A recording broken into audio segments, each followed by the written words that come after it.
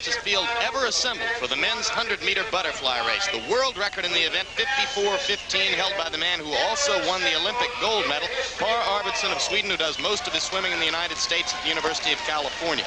American record, 54:18. That was formerly the world record, held by Joe Bottom, whom you'll see in this field. Lane 1, 24-year-old Sam Franklin. Next to him, in lane 2, you're going to see 18-year-old Matt GRIBBLE from Miami, Florida, just graduated from Palmetto High School. There's GRIBBLE, and he is one of 6 men in the field who qualified with times better than the Olympic gold medal winning time.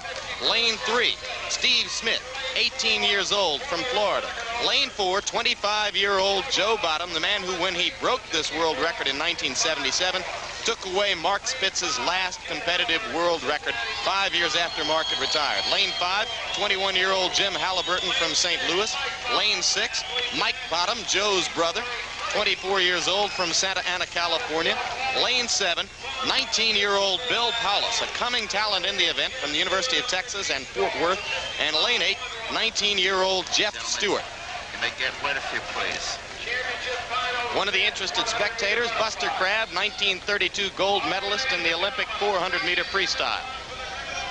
It is perhaps not the first time, but certainly a rarity for brothers to appear in the same final. Mike Bottom on the right, Joe Bottom on the left.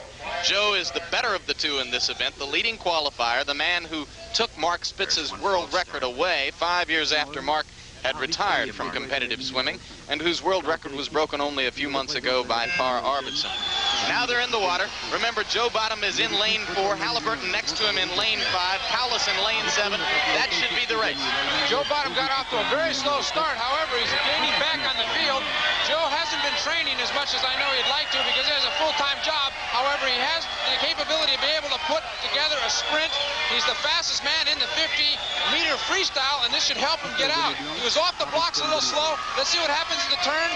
He comes off the turn, and he's actually had a very poor turn. His brother turned ahead of him, swimming in lane number 6. So did Jim Halliburton in lane number 5. They turned in 25:37, which is well ahead of world record pace. It doesn't look as though Joe Bottom is going to be able to get back into it, but here he comes. Now Mike Bottom is starting to drop back. Paulus in lane 7 is the man who may have the lead at this moment. It's going to be a blanket finish as they come down toward the wall. Paulus in 7, GRIBBLE up in 2. Who touched first? Impossible to tell from here, but it looks as though Bill Paulus down in lane 7 has touched in 54:34, and he is the winner. Just 19/100ths of a second off of the world record. Bill Paulus, the 19-year-old from the University of Texas, is the man who came on strong in the last 25 meters to win that race.